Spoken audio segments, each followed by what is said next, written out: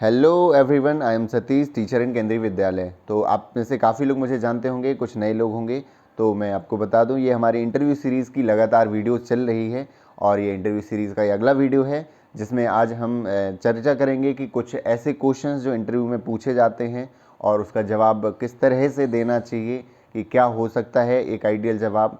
तो उसकी हम प्रैक्टिस करेंगे अभी से, और कुछ मैं आपको टिप्स दूंगा इंटरव्यू के लिए जो आपके अधिक से अधिक मार्क्स लाने में आपके लिए हेल्पफुल रहेंगे। एक चीज़ मैं बता दूं कि हम लगातार इंटरव्यू की प्रैक्टिस कर रहे हैं क्वेश्चंस की। ज़रूरी ये नहीं है कि सारे क्वेश्चन ही पूछे जाएंगे, क्योंकि वहाँ एक 7-8 मिनट का रहता है आपका इंटरव्यू, 7 से लगभग 15 मिनट का चलता है। लेकिन आपको तैयारी तो पूरी करके जानी होती है, तो इसीलिए हमें फुल प्रेपरेशन के साथ जाना है कि आप कहीं से भी पूछेंगे, हमारा कॉन्फिडेंस सही रहेगा और हम सारे सवालों के जवाब पूरे कॉन्फिडेंस से देंगे, और यही कॉन्फिडेंस आपके अंदर होना चाहिए। तो पहला मैं सवाल ले रहा हूँ, एक बहुत सारे लोगों का सवाल है। वो ये सवाल है जो काफ़ी लोग क्या है कि कुछ जॉब छोड़ करके केंद्रीय विद्यालय में आते हैं। कई लोग पुलिस में होंगे, कई लोग स्टेट टीचर जॉब में होंगे या किसी आर्मी जॉब में होंगे। तो वो जॉब छोड़ करके आते हैं, और मान लीजिए ऐसा क्वेश्चन बन जाता है कि आप ऐसी जॉब क्यों छोड़ करके आ रहे हैं, क्या आपको जॉब से निकाल दिया गया है? और यदि मान लीजिए आपने ये जॉब पुलिस की छोड़ दी है, तो क्या भरोसा आप इसकी भी केवी की जॉब छोड़ सकते हैं? तो इसका उत्तर आप किस तरह से देंगे कि एक अच्छा प्रेजेंटेशन हमारा उत्तर का हो जाए और एक इम्पैक्ट भी बहुत अच्छा पड़े हमारे जो इंटरव्यू ले रहे हैं वहाँ पर। तो देखिए, क्वेश्चन बनता है कि आपने पुरानी जॉब क्यों छोड़ी। तो जॉब एक तो आप खुद से भी पूछिए, यदि आपने छोड़ी है तो कुल मिला के उसका जेन्युइन रीज़न यही है, कहीं ना कहीं आप उसको फ्यूचर के लिए सिक्योर नहीं मानते हैं, या फिर उसे आप अपने लिए सेटिस्फाइंग नहीं मानते हैं। कुछ ना कुछ रीज़न होंगे। आप इसमें पर्सनल एलिमेंट भी जोड़िए जब आप उत्तर दे रहे होंगे, क्योंकि आपके जेन्युइन रीज़न और भी हो सकते हैं। मैं जहाँ तक कोशिश इसकी कर रहा हूँ, आप ये उसका उत्तर दे सकते हैं कि जब सर आफ्टर 12th या फिर ग्रेजुएशन आपके जो है परिवार वालों ने या फिर दोस्तों ने मुझे सजेस्ट किया, गाइड किया। उस समय सर मैं इतना मैच्योर नहीं था पर्सनल लेवल पे कि मैं या मुझे इतनी गाइडेंस नहीं मिली थी, तो मैंने ये जॉब ज्वाइन कर ली थी, है ना, मेहनत करके। लेकिन मैंने काम तो बहुत ऑनेस्टी से किया, लेकिन एक टाइम के बाद मुझे लगा कि मुझे वो सेटिस्फैक्शन नहीं मिल रही है उस जॉब करने की जो सर मुझे मिलनी चाहिए, और मैं लगातार इसे कंटिन्यू फ्यूचर में नहीं कर सकता था। इसलिए मैंने बीच में रेस्ट ले करके 1-2 महीने प्रॉपर सोचा और फुली फोकस्ड होकर टीचिंग एग्ज़ाम्स की तैयारी करी। और टीचिंग एग्ज़ाम्स की प्रिपरेशन में भी मैंने सर फुल एंजॉय किया, और जैसे मैंने पेडागॉगी पढ़ी। और आप ये भी मेंशन कर सकते हैं, यदि बीच में आपने प्राइवेट स्कूल में पढ़ाया तो जो आपको पढ़ाने से सेटिस्फैक्शन मिलता है, और तब आपको ये लगा कि सर जो मैं बच्चों को पढ़ाता हूँ, जो मुझे सेटिस्फैक्शन मिलता है पढ़ाने से, वो शायद मुझे सर और कहीं नहीं मिल सकता है। और एक टीचिंग जॉब जो है एक आइडियल जॉब मानी जाती है, और जो बच्चों को शेप देते हैं और जो बच्चे आगे निकल के अलग अलग अपने फील्ड में बहुत बेहतर करते हैं इस देश के लिए, तो वो जो सेटिस्फेक्शन मिलता है वो सर मुझे बहुत सेटिस्फाइंग है मेरे लिए। इसलिए मैं सर ये जॉब छोड़ करके इस टीचिंग जॉब में आना चाहता हूँ। तो ये एक जॉब कैसा हो गया, इसका उत्तर क्या हो गया, एक अच्छा उत्तर हो गया। इसमें आप पर्सनल एलिमेंट भी जोड़िए। मैं ये नहीं कह रहा, हर बार भी मैं कहता हूँ कि जो मैं कह रहा हूँ ज़रूरी नहीं कि वही एक आइडियल उत्तर है। मुझे जो लगता है कि इसका क्या होना चाहिए, ताकि वहाँ नेगेटिव इम्पैक्ट न पड़े। मेन चीज़ रहता है, क्वेश्चंस के हमें आंसर आ रहे होते हैं, लेकिन कई बार हड़बड़ जल्दबाजी में ऐसे उत्तर निकल जाते हैं कि फिर बाद में लगता है कि अरे इसका उत्तर बेहतर हम दे सकते थे। तो क्यों ना हम पहले से ही कुछ ऐसे प्रैक्टिस कर लें क्वेश्चंस की, ताकि हम अच्छे से वहाँ पर प्रेजेंट कर सकें। एक यहीं पे बनता है कि यदि आप इसमें असफल होते हैं, आप इंटरव्यू में आप पास नहीं करते हैं, तो आप क्या करेंगे फ्यूचर में। काफ़ी क्वेश्चन सीरियस भरा है वहाँ पर, क्योंकि वहाँ जब आपसे पूछा जाएगा, वहाँ सामने वाला बंदा कह रहा है कि आप इसमें फेल हो जाते हैं, आपका नाम नहीं आता, सिलेक्शन नहीं होता केवी में, तब आप क्या करेंगे। तो आप ये कहेंगे, जो कि मेरी सर प्रोफेशन, मेरी जो इच्छा है, जो मैं चाहता हूँ फ्यूचर में, वो टीचर बनना चाहता हूँ। तो मेरी फर्स्ट प्रायोरिटी तो सर केवी का टीचर बनना है, बट मैं नहीं बन पाता हूँ, तो मैं स्टेट के टीचर का ट्राई करूँगा, अपना 100% दूंगा। और नेक्स्ट टाइम भी जब मैं केवी के आऊँगा तो मैं इसकी प्रिपरेशन करके इस पे केवी का टीचर बनना चाहूँगा। और दूसरा, शुरू में यही बोल दीजिए, वैसे तो सर मुझे पूरा विश्वास है अपनी तैयारी जो मैंने की है कि मैं सर टीचर बनने के लिए योग्य हूँ।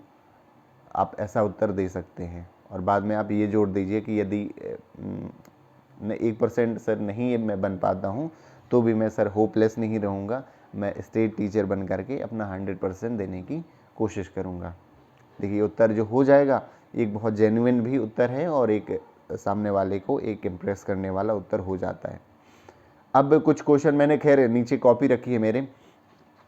क्या होता है कई बार हर बार वीडियो में मैं सोचता हूँ कि आपके बहुत सारे क्वेश्चन का जवाब दूंगा, लेकिन मैं क्वेश्चन क्या है कि जब मैं सामने बैठता हूँ तो कुछ क्वेश्चन तो मिस हो ही जाते हैं। तो आपके कॉपी में मैंने लिख रखे हैं ताकि में से कोई क्वेश्चन मिस ना हो। तो अगला क्वेश्चन ये है कि ये प्रश्न पूछ लिया जाता है कि एक स्कूल के लिए मॉर्निंग असेंबली इतनी आवश्यक क्यों है? क्या मॉर्निंग असेंबली के बिना नहीं होने पर क्या हो जाएगा? ऐसा क्यों इतनी ज़रूरी है एक स्कूल में मॉर्निंग असेंबली का होना? तो आप बता सकते हैं सर, मॉर्निंग असेंबली एक ऐसा टाइम होता है जो दिन की शुरुआत होती है और दिन की शुरुआत में हम ध्यान करते हैं, भगवान का ध्यान करते हैं, प्रार्थना करते हैं, तो हमारा पूरा दिन जो है एक अच्छा जाता है। और सिर्फ टीचिंग ही ऐसा प्रोफेशन है सर जिसमें एक मॉर्निंग असेंबली का कॉन्सेप्ट है। और दूसरा, टीचिंग मॉर्निंग असेंबली में एक पूरे स्कूल की गैदरिंग हो जाती है। एक मॉर्निंग असेंबली टाइम ऐसा है जिसमें पूरे स्कूल के बच्चे, पूरे स्कूल के टीचर्स, इवन प्रिंसिपल सर सब एक साथ खड़े होते हैं और वहाँ पर स्पेशल आइटम होते हैं, कुछ प्रस्तुतियाँ, कुछ प्रेजेंटेशन होती हैं बच्चों द्वारा। तो वो एक कल्चर, हमारे कल्चर को भी बढ़ाने का एक काम करता है। एक जो लाइन से खड़े होते हैं वो सुनते हैं, तो अच्छे कम्युनिकेशन, देखिए यहाँ पर एक्स्ट्रा करिकुलर एक्टिविटी को भी बढ़ावा दिया जाता है। स्पीच बच्चों से दिलवाते हैं मॉर्निंग असेंबली में, है ना, कुछ स्पेशल आइटम में, तो एक कम्युनिकेशन भी बच्चों का बढ़ता है। मतलब पढ़ाई के साथ साथ ऑल राउंड डेवलपमेंट जो है उसमें भी मॉर्निंग असेंबली का योगदान है। दूसरा, डिसिप्लिन भी बढ़ता है। स्कूल की जो इम्पोर्टेंट इन्फॉर्मेशन है वो एक बार में एक जगह से, एक ऐसा प्लेटफॉर्म है जिसमें पूरे स्कूल को दी जा सकती है कोई भी स्कूल की इन्फॉर्मेशन। तो इस तरह से मॉर्निंग असेंबली है वो एक बहुत ही इम्पॉर्टेंट जो रोल होता है स्कूल में मॉर्निंग असेंबली का होना। देखिए ये उत्तर हो सकता है कि इसका मॉर्निंग असेंबली क्यों आवश्यक है एक स्कूल में। आगे देखते हैं, एक ज़्यादातर क्वेश्चन, कुछ क्वेश्चन आप ज़्यादातर क्वेश्चन पूछे जाने लगे हैं आपके टीचिंग से रिलेटेड। जैसे मैंने एक क्वेश्चन रखा है कि TLM क्या होता है, लेसन प्लान क्या होता है। तो TLM एक तो फुल फॉर्म तो पहले नंबर ही होती है कि सर टीचिंग लर्निंग मटेरियल होता है। जब किसी हम पाठ को, लेसन को पढ़ाते हैं तो लेसन को पढ़ाने की सपोर्ट में कि हम उसको और एफिशिएंट तरीके से कैसे पढ़ा सकते हैं, तो TLM उसमें हेल्प करता है। TLM खुद में एक कॉन्सेप्ट नहीं होता है पढ़ाने का माध्यम, वो हेल्प करता है, एक सपोर्टिंग मटेरियल होता है, किसी कॉन्सेप्ट को एक एफिशिएंट तरीके से समझाने में बच्चों को हेल्प करता है। तो ये टीचिंग लर्निंग मटेरियल्स हो गया, है ना। जैसे हम मान लीजिए कोई एक टॉपिक पढ़ा रहे हैं वाटर साइकिल, और वाटर साइकिल का एक TLM हम बना के ले गए, उसमें हम शो कर दिया कि क्या कि यहाँ पर रेनिंग हो रही है, फिर पानी बह करके नदियों में जा रहा है, फिर कैसा सी में जा रहा है, ओशंस में जा रहा है, फिर वेपराइजेशन होकर फिर पूरा एक वाटर साइकिल हम TLM के थ्रू दिखा देते हैं।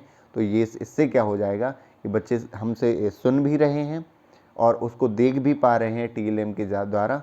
तो वो जो कॉन्सेप्ट है और अच्छे से वो उनकी लर्निंग बढ़ जाएगी, उनकी लर्निंग और अच्छे से होगी एफिशिएंट तरीके से। तो TLM में लेसन प्लान क्या होता है? लेसन प्लान सर होता है जो हम क्लास में पूरा पढ़ाने वाले, हमारी टीचिंग स्ट्रेटजी है, टीचिंग की प्रिपरेशन एक टाइप से है, जिसका हम पहले से प्रिपरेशन करते हैं क्लास में हमें क्या पढ़ाना है। एक पूरे चैप्टर में एक 15 दिन का कैसे हम पढ़ाएंगे, कौन कौन सी एक्टिविटी हम शामिल करेंगे और कौन सा TLM यूज़ करेंगे, हम बच्चों से क्या आउटपुट चाहते हैं, TLO कहलाता है, टीचिंग लर्निंग आउटपुट्स जो हैं, क्या हम चाहते हैं बच्चे की, क्या हमारे पढ़ाने के बाद बच्चे क्या सीख जाएंगे, ये सारी चीज़ों का एक पूरा जिस्ट जो है वो लेसन प्लान होता है। तो ये क्या हो गया? लेसन प्लान हो गया। अगला प्रश्न देखते हैं, how will you manage lazy student. आप में से एक प्रश्न पूछा गया था हमारे टेलीग्राम चैनल पर कि इन क्वेश्चन को भी सर इंक्लूड करिए। तो how will you manage lazy students, जो आलसी स्टूडेंट हैं, आप वर्क दे रहे हैं नहीं कर रहे हैं, बहुत स्लो कर रहे हैं। तो एक तो उसकी सबसे पहले कोई भी समस्या आती है तो हमें कमी जानना होता है कि कमी क्या है। मेन चीज़ तो वही निकल के आएगी, आप क्लास में एफ़र्ट डालें, घर में एफ़र्ट नहीं लगाया जा रहा है। तो यदि लेज़ी हैं, लेज़ी का मतलब घर में थोड़ा एक्टिव आप पेरेंट्स से बात करेंगे और उसके बारे में जानेंगे और उनको भी कहेंगे, आप सपोर्ट करेंगे उनको मोटिवेट करेंगे कि वो भी घर में बच्चे पर ध्यान दें, पहली चीज़।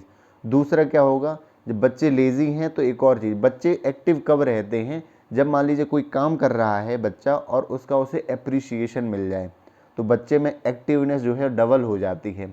उसको आप काम दीजिए और यदि वो जितना भी काम कर रहा है उसको एप्रिसिएट करिए, उसे डांटिए नहीं। मान लीजिए कि आपको पता चल गया हमेशा लेज़ी रहता है, तो उसको एक तो पहली बात सीट में क्लास में आगे बैठा लिए, उसको वर्क दीजिए। यदि वो आधा वर्क कर पा रहा है तो उससे कहिए कि हाँ बेटा तुमने बहुत अच्छा किया है, और इसको कोशिश अब करना कि कम टाइम में आप पूरा कर पाओ काम, है ना। तो आप एक अच्छे वे में बोलेंगे, बोलने का तरीका बच्चों से अच्छा रहेगा तो वो मोटिवेट होंगे और वो कोशिश करेंगे अगली बार कि अच्छा करें। और यदि उन्होंने काम कर लिया तो उनके लिए क्लास में क्लैप करवा दीजिए। मैं ये उत्तर बोल रहा हूँ, आपको हाँ बोलना है इंटरव्यू में जब आप देंगे वहाँ पर, है ना। और क्या तरीका हो सकता है कि कोई एक क्लास का अच्छा बच्चा है, होशियार बच्चा है, उसके बगल में आप बैठाने लगिए, तो उससे क्या होगा कि वो भी बच्चा एक्टिव हो जाएगा। हालांकि चांस ये भी है कि होशियार बच्चा कहो वो लेज़ी हो जाए, लेज़ी बच्चा वो बैठ रहा है, आलसी है, नहीं करता है, लेकिन आपको उस चीज़ का भी ध्यान रखना है कि उसकी भी एफिशिएंसी कम ना हो और साथ में वो भी बच्चा सीखने लगे, कुछ ना कुछ सीखे अपने सहयोगियों से, है ना। इसके लिए एक वर्ड है, एक हम हमारे स्कूल में बताऊं, L1 L2 L3 L4 level दिए जाते हैं, है ना। तो टीम लीडर कहलाता है जो L4 जो बच्चा रहता है, वो कहलाता है कि जिससे सारी चीज़ें आती हैं जो आनी चाहिए, प्लस इतनी आती हैं कि वो दूसरे बच्चे को सिखा भी पाता है। तो ये L4 में आता है, लेवल 4 में बच्चा। जब आप केंद्रीय विद्यालय में आएंगे तो आपको पता चलेगा, जब असेसमेंट होता है, निपुण के लिए हम टेस्ट लेते हैं FLN के लिए, तो हम लेवल वाइज उनको डिस्ट्रीब्यूट करते हैं। आगे देखते हैं, आगे है, हाँ ये क्वेश्चन जरूर पूछ लिया जाता है कि आप केवी के बारे में क्या जानते हैं, केंद्रीय विद्यालय के बारे में। तो सर ये एक ऑटोनोमस बॉडी है जो MHRD के अंतर्गत एक 1963 में ये स्थापना हुई थी इसकी, और पूरी है 15 दिसंबर। KVS का फाउंडेशन डे मनाया, हर साल सेलिब्रेट किया जाता है 15 दिसंबर को। और ये क्यों मनाया गया था सर, मोस्टली जो क्या सर कमी देखी गई थी कि ट्रांसफरेबल जॉब वाले बच्चों को सफ़र करना पड़ता था एजुकेशन के लिए। पैरामिलिट्री आर्मी जॉब वाले बच्चे जो हैं, ट्रांसफ़र हो जाता है उनका, हो जाता था, तो उनकी सफ़र करती थी उनकी एजुकेशन। क्योंकि जनरली ये सिस्टम था कि मान लीजिए कि बच्चा मान लीजिए 4th क्लास में पढ़ रहा है, अब उनके फादर का ट्रांसफ़र हो गया तो उनकी या तो वो उसी उसकी मदर जो है वहीं रहे 1 साल तक। तो इसके लिए इन सब से समाधान के लिए, सॉल्यूशन के लिए केंद्रीय विद्यालय संगठन बनाया गया था, ताकि कहीं भी ट्रांसफ़र होता है तो बच्चे का भी नियरेस्ट केंद्रीय विद्यालय में ट्रांसफ़र हो जाएगा और उसकी पढ़ाई वहीं से बिना किसी बाधा के, बिना किसी रुकावट के आगे वो कंटिन्यू रहेगी। ठीक है, तो ये ट्रांसफरेबल जॉब वाले बच्चों के लिए बनाया गया था इसका। और ये इसमें क्या है, इसमें सर NCERT का सिलेबस चलता है पूरा, है ना। और इसका जो एम है वो यही है कि जो बच्चे हैं ट्रांसफरेबल वाले जॉब के, उनकी पढ़ाई अच्छे से हो सके, तो ये इसका एम रहता है। और क्या रहता है, NCERT CBSE जो संस्थाएं हैं, इनके साथ कोलैबोरेशन करके इनिशिएटिव को बढ़ावा देना और एक्सपेरिमेंट्स को बढ़ावा देना भी इसका एक मिशन है। तो ये केवी के बारे में इतना यदि आपने बोल दिया वहाँ पे तो बहुत अच्छा इफेक्ट पड़ेगा वहाँ पर। केवी के बारे में और भी चीज़ें जान लीजिए अभी से। KVS की देखिए प्रेयर वगैरह यदि आप सुन लेंगे, वहाँ से ऐसा पूछ लेंगे, हो सकता है कि किसी भी विद्यालय की आप प्रेयर कोई सुनाइए, किसी स्कूल की, तो 1-2 प्रेयर जरूर याद कर लेना आप, कि दया कर दान भक्ति का, ये बहुत सारी प्रेयर अच्छी अच्छी सी हैं। वह शक्ति हमें दो दया निधे, है ना, या केंद्रीय विद्यालय की कर सकते हैं। तो ये आपको तैयार कर लेना है। आगे देखते हैं, ये तो सारे क्वेश्चन हो गए। अब मैं कुछ गाइडेंस टिप्स वगैरह देना चाहूँगा। मैंने कुछ पॉइंट लिख रखे हैं, तो जिससे मैं आपको अच्छे से बता पाऊँगा, और आप उन चीज़ों का यदि ध्यान रखेंगे तो ज़रूर आपको हेल्प मिलेगी इंटरव्यू में। पहली चीज़ होती है इंटरव्यू का कि आपका कॉन्फिडेंस रहना। कॉन्फिडेंट रहेंगे, जो कॉन्फिडेंट है के उत्तर देखेंगे तभी बात में वजन होता है सामने वाले को लगता है हाँ ये जेन्युइन तरीके से आंसर दे रहा है। क्योंकि जब कॉन्फिडेंस रहता है, कॉन्फिडेंट तरीके से आप बोलते हैं, तो क्या होता है, कहीं भी उसे ऐसा नहीं फील होता है कि ये कहीं ना कहीं बात को छुपा रहा है, झूठ बोल रहा है। कॉन्फिडेंट जो सच यदि आप बोल रहे हैं तो कॉन्फिडेंस होना चाहिए। ठीक है। दूसरा पॉइंट क्या है, जब आप उत्तर दे रहे हैं वहाँ पर, तो आप जैसे मान लीजिए मैं सामने उत्तर दे रहा हूँ, यहाँ पर आप 4 लोग बैठे हुए हैं इंटरव्यू लेने वाले, तो यदि एक ने सामने क्वेश्चन पूछा गया है तो आपकी नज़र चारों तरफ होनी चाहिए। एक टेबल फैन रहता है ना, वो आपने देखा होगा, टेबल फैन गर्मी में यूज़ करते हैं, वो पूरा इधर से उधर जाता रहता है। तो आपको भी सामने देखना है और पूरी नज़र भी सबकी तरफ रहेगी, ताकि उन्हें ऐसा न लगे कि हमें इग्नोर किया जा रहा है, मतलब हम क्यों आए यहाँ पर। उन्हें ऐसा नहीं लगना चाहिए कि वो भी इंटरव्यू लेने ही आए हैं आपका, है ना। और क्या है, हाँ, जब आप एंटर करिए तो आप विश करते हैं। कई बार क्या होता है, 4 लोग मान लो बैठे हैं, आपने एक बार में विश कर दिया, जैसे कि गुड मॉर्निंग सर। एक को नहीं विश करना, एक एक को करना है। उन्हें भी ऐसा फील नहीं होना चाहिए कि मतलब कि वो कहें कि बेइज्जती कर रहे हैं सामने वाला। एक पूरे मैडम बैठी हैं तो आप बोलिए कि good morning sir, good morning ma'am, good morning sir. 4 लोग बैठे हैं तो 4 बार बोलिए, है ना, कि आपको बिल्कुल जेन्युइन रखना है और पोलाइट रहना, वहाँ पर अच्छे से आंसर देना है, ठीक है। उसका अच्छा इंप्रेशन जाता है। आगे देखो, मैंने, हाँ, ये क्वेश्चन था कि आपका बाइलिंगुअल या प्योर लैंग्वेज, ये आपका क्वेश्चन जा नहीं रहा है, मैंने कई बार बता चुका हूँ। तो देखिए, जो इंग्लिश वाले हैं, लिटरेचर वाले, कि जो टीजीटी इंग्लिश वाले हैं, पीजीटी इंग्लिश वाले, तो उनसे तो देखो एक्सपेक्ट किया जाता है। किस्मत ही है आपकी, यदि आपसे बाइलिंगुअल यूज़ करने को मिल जाए तो बहुत अच्छी बात है, बट आपको प्रिपेयर करके ही जाना है। कोई एक्सक्यूज़ नहीं है वहाँ पर कि आप हिंदी में दे पाएँ, वहाँ पर आपको इंग्लिश में प्रिपेयर करके ही जाना है। और जो बाकी पोस्ट वाले हैं, हाँ, वहाँ पर रिलैक्सेशन मिल जाता है कि आप वहाँ पर बाइलिंगुअल यूज़ कर पाएँ, ठीक है। हिंदी वालों को कोई दिक्कत नहीं है। संस्कृत वालों को कम से कम इंट्रोडक्शन तैयार करके जाना है, संस्कृत में थोड़ी बहुत आनी चाहिए, है ना, क्योंकि संस्कृत वाले हिंदी में कंसीडर किए जाते हैं। इतनी भी संस्कृत उन्हें भी नहीं आ रही होती जो इंटरव्यू ले रहे होते हैं।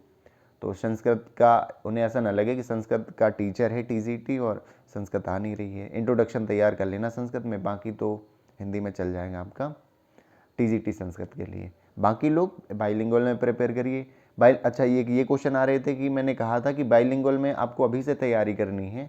आप शुद्ध हिंदी मीडियम के हैं, जो कि मैं पहले था मेरी तरह, तो आप जो है एनसीईआरटी की बुक्स पढ़िए। उसके 2 फ़ायदे होंगे, आपकी वर्ड्स भी प्रिपेयर हो जाएंगे, बहुत सारी वर्ड मीनिंग जो वहाँ पर आपके क्वेश्चन पूछे जाएंगे जवाब दे पाएंगे।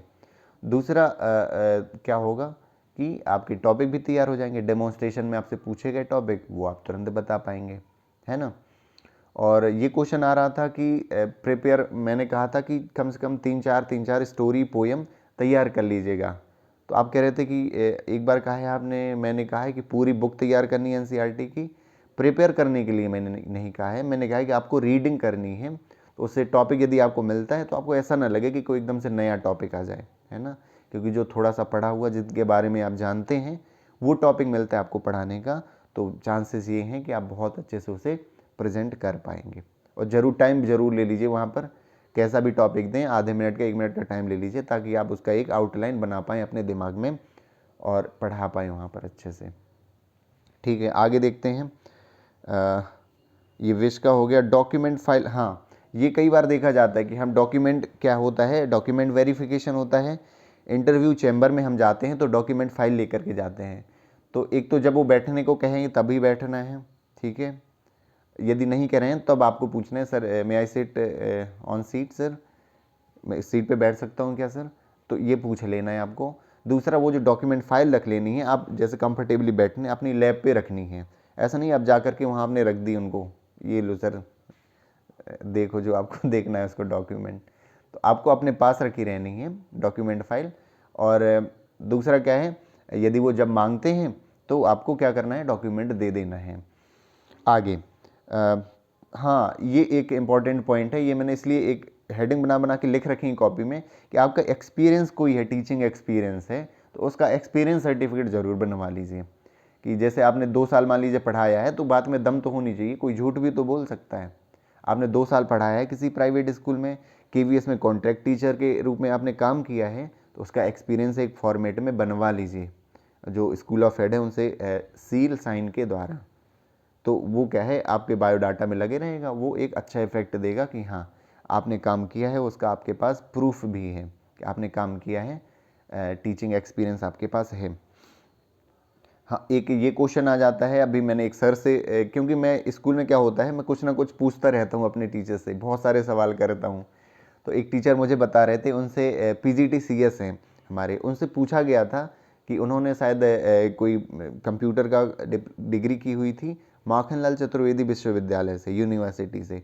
तो मैं आपको भी बता रहा हूँ, यदि आपके स्कूल, कॉलेज, यूनिवर्सिटी का नाम किसी फेमस पर्सनालिटी के ऊपर है ना, वीरांगना लक्ष्मीबाई, राम मनोहर लोहिया, इस तरह के, रानी लक्ष्मीबाई विश्वविद्यालय, है ना, दुर्गावती स्कूल, इस तरह का यदि किसी फेमस व्यक्ति पर है तो उनके बारे में ज़रूर पता करके जाइए, क्योंकि वो डॉक्यूमेंट देख रहे होते हैं। यदि आप एक जन आपसे क्वेश्चन पूछेगा, बाकी लोग आपके डॉक्यूमेंट देख रहे होंगे, यही करेंगे खाली टाइम, बाकी ऐसा थोड़ी आपको सिर्फ सब तीनों लोग देख रहे हैं घूर घूर कर, वो आपके डॉक्यूमेंट देख रहे होंगे। डॉक्यूमेंट में उन्हें दिख गया हेडिंग कि आपने कहाँ से की है, माखनलाल चतुर्वेदी यूनिवर्सिटी से, तो पूछेंगे आप क्या जानते हैं इनके बारे में।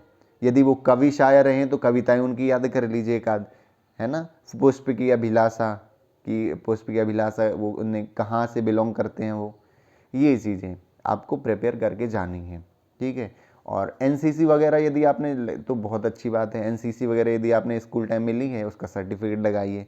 बायोडेटा में स्पेशल अचीवमेंट में ज़रूर भरना है। ये क्वेश्चन आ रहा था कि सर मेरे पास कोई अचीवमेंट नहीं है स्पेशल, तो कि जो बायोडेटा फॉर्म होगा उसमें रहता ना स्पेशल अचीवमेंट का, तो क्या वहाँ पर नील भरना है? बिल्कुल ये गलती मत कर देना, किसी तरह का तो होगा। मैं कह रहा हूँ कि आपने स्पीच कोई दी स्कूल में, उसका सर्टिफिकेट होगा कम से कम, वही आप लगा दीजिएगा कि आपने स्पीच दी है, कहीं किसी पार्टिसिपेट किया है किसी एक्टिविटी में, कॉलेज में है। ऐसा हो नहीं सकता। आप देखिए कोई ना कोई सर्टिफिकेट रखा होगा। 12th में आपने परसेंट अच्छे मार्क्स बनाए होंगे, मान लीजिए 85, तो एमपी में क्या होता है, एक सर्टिफिकेट मिल जाता है, कोई मेधावी छात्र, कुछ इस तरह का सर्टिफिकेट होंगे कोई ना कोई, ज़रूर मेंशन करिए सर्टिफिकेट को।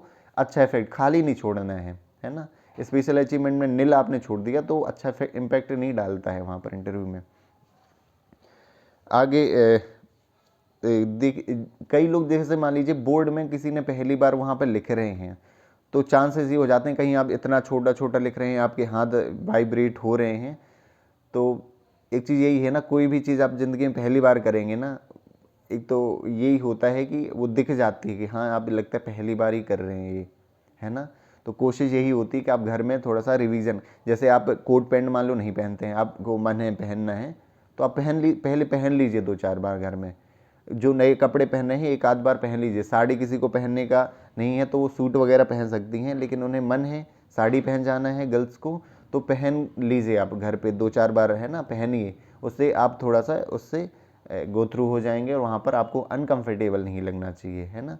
सेम वहाँ पर जब आप मान लीजिए कभी आपकी बोर्ड, आपने फ्रेशर्स हैं एकदम, आपने कभी किसी स्कूल में नहीं पढ़ाया, ट्यूशन पढ़ाई है, ट्यूशन में तो बोर्ड में पढ़ाना नहीं होता है, तो आपको बोर्ड में तरीका नहीं पता है लिखने का, तो घर में आपका वाइट बोर्ड है आता है वो प्लास्टिक वाला, उसमें ज़रूर प्रैक्टिस करिए, डेट डाल करके, नेम डाल करके, बड़े बड़े अक्षर, जब प्राइमरी वाले ध्यान रखिएगा बोर्ड पे बड़े अक्षर बनाइएगा वहाँ पर, क्योंकि बड़े अक्षर बनाने होते हैं। जब आप रियल क्लासरूम में भी जाएंगे प्राइमरी बच्चों को बड़े अक्षर बनाने होते हैं ताकि पीछे तक दिख पाए, नहीं तो दिखता नहीं है कई बार।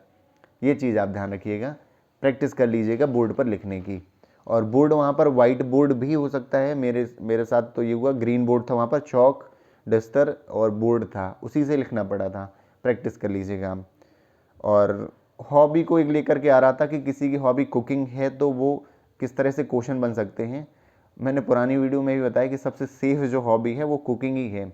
कुकिंग हॉबी आपने बताई, अगला क्वेश्चन यही होगा कि आपसे क्या बेस्ट डिश बनती है, उसकी रेसिपी बताइए। या फिर कोई उनने पहले से बोल दी कि इस डिश की, मटर पनीर की आप रेसिपी बताइए, है ना, क्योंकि इतने एक्सपर्ट नहीं होते ना वो, कोई वो शेफ़ तो है नहीं ना, तो वो क्वेश्चन इसी तरह के पूछेंगे जो घर में उनके बनता है, जो देखा है उसकी डिश वो आप पूछ सकते हैं, रेसिपी पूछ सकते हैं। तो उम्मीद है आज की वीडियो काफ़ी नहीं तो लंबी हो जाएगी। मैंने जो क्वेश्चंस आंसर आपको बताए हैं, आपको टिप्स दिए हैं, आपके लिए काफ़ी हेल्पफुल रहेंगी। और मिलते हैं हम नेक्स्ट वीडियो में। Thank you so much for watching this video. Bye bye.